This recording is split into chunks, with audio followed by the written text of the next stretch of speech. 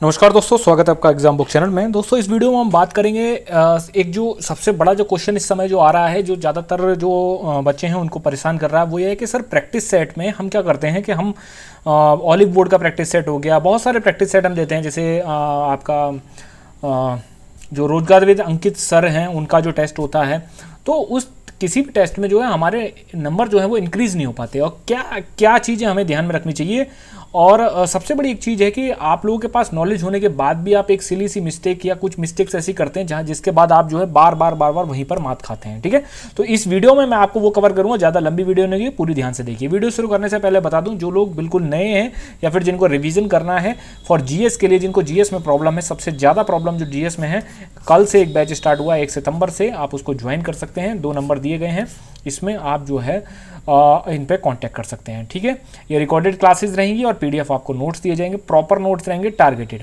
चलिए देखिए, सबसे पहले क्या मैं आपको बताता हूं कि जैसे हम प्रैक्टिस करना बहुत ज़्यादा ज़रूरी है। ठीक है, प्रैक्टिस करना बहुत ज़्यादा ज़रूरी है। और प्रैक्टिस में क्या होता है कि आप लोग बार बार कई ऑफलाइन हो गए या ऑनलाइन हो गए सारे के सारे टेस्ट निकालते हैं, लेकिन प्रॉब्लम एक नज़र आती है कि क्या कि आपके स्कोर जो है वो इंक्रीज ही नहीं होता है। ठीक है, स्कोर आपका इंक्रीज नहीं होता है, वहां पर आप डिमोटिवेट होते हैं। ठीक है, जैसे किसी बंदे के अगर 240 250 तक जा रहे हैं, लेकिन वो बार बार प्रैक्टिस कर रहा है, बार बार जो है प्रैक्टिस पेपर दे रहा है, लेकिन तब भी उसका स्कोर नहीं आ रहा है। रीज़न क्या है देखिए, और तरीका क्या है आपका जो है प्रैक्टिस के बाद रिवाइज करने का, वो भी मैं आपको बता देता हूँ। ठीक है, देखिए होता क्या है कि कई तरीके के जो हैं आप लोग मिस्टेक्स करते हैं। ठीक, कई तरीके की मिस्टेक्स करते हैं। पहली मिस्टेक होती है क्या, पहली मिस्टेक ये होती है कि आप लोग जो हैं जब एग्ज़ाम मतलब देने बैठते हैं, तो सबसे पहली चीज़ कि कोशिश करिए कि मोबाइल पर मन ना दें। ठीक है, कोशिश करिए कि मोबाइल पर ना दें। वहाँ पर आपको प्रॉपर, अगर आपके पास लैपटॉप है या फिर आपके किसी फ्रेंड के पास लैपटॉप है या डेस्कटॉप है, उस पर अपना टेस्ट को दीजिए, क्योंकि वहाँ पर ना आपको मोबाइल नहीं मिलेगा।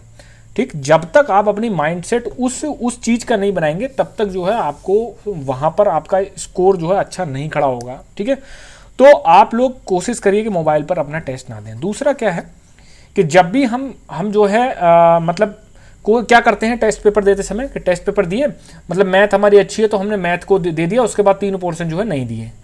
जब भी आप दें तो इस हिसाब से दें कि पूरे दिन में आपको टेस्ट देना है, तो उस टेस्ट के लिए 2 घंटे निकालिए, बाकायदा अपना मोबाइल अपना जो है मोबाइल से लगा के सब कुछ वाइब्रेशन मोड पे डालिए। और वाइब्रेशन मोड पे भी कैसा डालिए, दूर रखिए वाइब्रेशन मोड पे, जिससे कि आपके कानों में वाइब्रेशन भी जो है वो ना पहुंच पाए, क्योंकि वहाँ आपके मोबाइल जमा हो जाएंगे।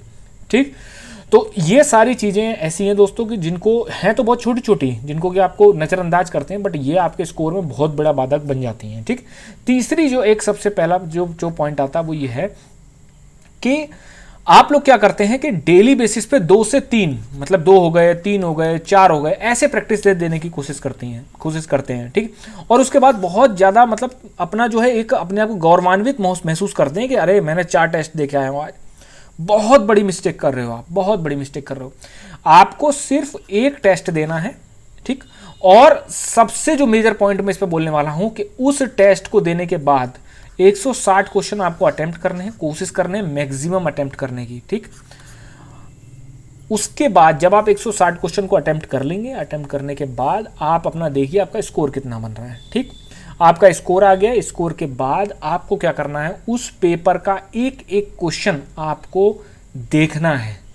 जीएस, रीजनिंग, हिंदी, मैथ, उसका सॉल्यूशन सहित देखना है कि मैंने कहां पर लॉजिक लगाया, क्या हुआ ऐसा कि सवाल ऐसा हुआ।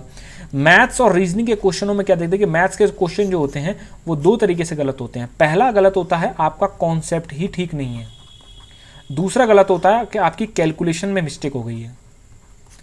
अगर कॉन्सेप्ट ठीक नहीं है तो आपने उस टॉपिक को ठीक से पढ़ा ही नहीं है, या फिर आपने उसको स्किप कर गया। और अगर कैलकुलेटिव मिस्टेक हो गई तो इसका मतलब आप जो है वहां पर एक तरीके से आपको आता हुआ सवाल आप गलत करके आ रहे हैं, 2.5 नंबर आप अपने जो है कम करके आ रहे हैं। ठीक, तो जब भी आप कोई टेस्ट पेपर दें उसके बाद उसको प्रॉपर एनालाइज करिए, चाहे 1 दिन लगे, 4 घंटे लगे, 5 घंटे लगे, 10 घंटे लगे। आप ऐसा भी कर सकते हैं कि आज टेस्ट पेपर दिया, कल एनालाइज कर लीजिए। आप ऐसा भी कर सकते हैं, आज पेपर दिया तो आज ही आप जो है उसको एनालिसिस कर लीजिए। ठीक, और अपनी एनालिसिस करने के बाद आप ये देखिए कि जैसे मान लीजिए आपका पॉलिटी में प्रेसिडेंट से सवाल जो है वो गलत हो गया, पहले देखिए क्यों गलत हुआ, क्या पढ़ने में मिस्टेक हुई या फिर आपके कॉन्सेप्ट ही खराब थे। तो आप क्या करिए कि इस प्रेसिडेंट वाले टॉपिक को जाकर इसको रीड करिए। ठीक, मतलब ऐसा नहीं है कि अगर आपकी कॉन्स्टिट्यूशन में कोई सवाल गलत हो रहा है तो क्या करना है कि आप जो है मतलब शुरुआत से लेकर एंड तक पहले कॉन्स्टिट्यूशन ही पढ़ मारा पूरा, नहीं। जिस टॉपिक में आपको प्रॉब्लम है, जिस टॉपिक में आपके सवाल गलत हो रहा है, आपको वही टॉपिक, इसी रिवीजन का भी तरीके होते हैं, इसीलिए रिवीजन कई लड़के क्या करते हैं रिवीजन में कि शुरुआत से लेकर एंड तक मतलब पूरा का पूरा रिवीजन दे मारा, नहीं। आपने पहले पढ़ चुका है, उसके बाद आपने टेस्ट दिया, टेस्ट देने के बाद आपने देखा कि आपके सवाल, मान लीजिए परसेंटेज से आपके सवाल गलत हो रहे हैं, बार बार देखिए परसेंटेज सवाल क्यों गलत हो रहे हैं, क्या मेरे कॉन्सेप्ट में कमी है, कॉन्सेप्ट में कमी है तो जाइए दोबारा, ठीक है, बैक टू बेसिक्स, मतलब दोबारा जाइए उस टॉपिक को बाकायदा परसेंटेज वाले टॉपिक को प्रॉपर पढ़ लीजिए, तो आपके दिमाग पर लोड भी नहीं पड़ेगा, आपके दिमाग पर ये भी नहीं कहेगा कि नहीं यार मुझे पूरी मैथ रिवाइज करनी है, कुछ नहीं, सिर्फ और सिर्फ जो है आपको परसेंटेज वाला जो है वो चैप्टर आपको करना है। ऐसे मैं रीजनिंग में भी कह रहा हूँ, ऐसे मैं हिंदी में भी कह रहा हूँ। हिंदी में मान लीजिए आपके तत्सम तद्भव गलत हो रहे हैं, तत्सम तद्भव को जाके जो है रिवाइज करिए उसको प्रॉपर तरीके से, ठीक। तो यहाँ पर आपको ये चीज़ ध्यान रखनी है कि आपको जल्दबाजी नहीं मचानी किसी भी तरीके से। और फोर्थ पॉइंट क्या है, फोर्थ पॉइंट ये कहता है कि जितने भी टेस्ट दें आप, 20 दें, 30 दें, 40 दें, 50 दें, जितने भी टेस्ट दें, सभी टेस्टों को आपको लास्ट में रिवाइज करके जाना है। क्यों जाना है, देखिए एक चीज़ बता दूं मैं दोस्तों आपको कि आप लोगों को जब 40 सेट या 20 सेट या 30 सेट जो भी आप करके जाएंगे, अगर आप लास्ट में उनको रिवाइज करके जाते हैं तो खुदा ना खास्ता हो सकता है कि मैथमेटिक्स में नंबर चेंज करके सवाल आ जाए। भाई सवाल तो बनेंगे तो मैथ से ही, बनेंगे तो जीएस से ही, क्या पता कोई क्वेश्चन जो है रिपीटिव हो जाए या उसके ऑप्शन से ही कोई क्वेश्चन बना दे और आपका वहां पर जो है 2.5 नंबर का वेटेज मिल जाए आपको। तो आपको हर सेट को रिवाइज करके जाना है एंड में। थोड़ा टफ टास्क है लेकिन मेहनत करनी पड़ेगी, तो मैं बता रहा हूं आपको, विश्वास नहीं करेंगे, बहुत ही बड़ा आपको फायदा होगा वहां पे, ठीक। अपनी स्पीड पर ध्यान रखिए, एक्यूरेसी पर ध्यान रखिए। मैं गारंटी से कह सकता हूं कि पेपर जो है लेंदी आने वाला है, पेपर लेंदी आएगा, आपको क्वेश्चन पढ़ने में टाइम लगेगा, ठीक है। और देखिए लेंदी होना और टफ होने में अंतर होता है। लेंदी होना टफ होने में, लेंदी पेपर बहुत कम देखा गया है कि वो टफ होता है, कि लेंदी पेपर को टफ इसलिए बोल देते हैं क्योंकि आप पढ़े नहीं पाए उस पेपर को। याद रखिए कि यदि आपने 160 क्वेश्चनों को एक बार नजर में नहीं देखा ना, तो मतलब आपकी तैयारी नहीं है ठीक से। सारे क्वेश्चंस को आपको देखने हैं आपको। कभी कभी क्या होता है ना, हमने क्या करा कि मैथ में क्या करा, 30 क्वेश्चन देख लिए, लास्ट के क्वेश्चन छोड़, क्योंकि देखिए सबसे पहले हिंदी आता है, फिर जीएस सेक्शन आता है, फिर मैथ आता है, फिर रीजनिंग आता है, ऐसे करके सेक्शन आते हैं एक एक करके, ठीक है। अब मान लीजिए क्या हुआ, यूपीएससी 2016 की मैं आपको कहानी बता रहा हूँ कि लड़कों ने क्या करा कि रीजनिंग वाले सेक्शन में जो लास्ट सेक्शन था कि 10-20 क्वेश्चन कर दिए या 35 क्वेश्चन कर दिए, 20-25 क्वेश्चन कर दिए, उसके बाद के क्वेश्चन उन पर टाइम ही नहीं रहा कि वो बाद के 15 क्वेश्चन देख भी सकें उसको, ठीक। और जबकि बाद में जब उन्होंने क्वेश्चनों को देखा आपने, तो उन 15 में से 5 से 6 ऐसे क्वेश्चन थे जो वो आराम से निकाल लेते, उनके नज़र के सामने ही वो क्वेश्चन नहीं आए क्योंकि उन्होंने अपना टाइम मैनेजमेंट नहीं कर पाए वहाँ पर। तो ये चीज़ आपको ध्यान रखनी है कि कैसे आपको टाइम मैनेजमेंट करना है। रिवीजन मैंने आपको बता दिया, और ज़्यादा सेट करने के चक्कर में मत रहिए। एक क्वालिटी और क्वांटिटी में अंतर है। क्वांटिटी से आप अपने आप को सेटिस्फाई कर सकते हैं, ठीक है, लेकिन एग्जाम को सेटिस्फाई नहीं कर पाएंगे। क्वांटिटी के चक्कर में मत पड़िए, ठीक है। ये मत सोचिए कि आप एक दिन में 4 सेट निकालें तो आप बहुत बड़े तोप मार रहे हैं, नहीं। आप एक दिन में एक ही सेट, क्वालिटी होनी चाहिए, एक दिन में एक सेट करिए और उसके बाद उस सेट का प्रॉपर तरीके से देखिए, एनालाइज करिए। एनालिसिस जितना अच्छा कर लेंगे उतना अच्छा जो है आपका जो है वहाँ पर स्कोर खड़ा होगा। ये मत सोचिए कि आपको 140 क्वेश्चन करने, 130 क्वेश्चन करने हैं। प्रॉपर माइंड में सोच के जाना कि मुझे 160 क्वेश्चन सारे करने हैं और सारे मुझे देखने हैं।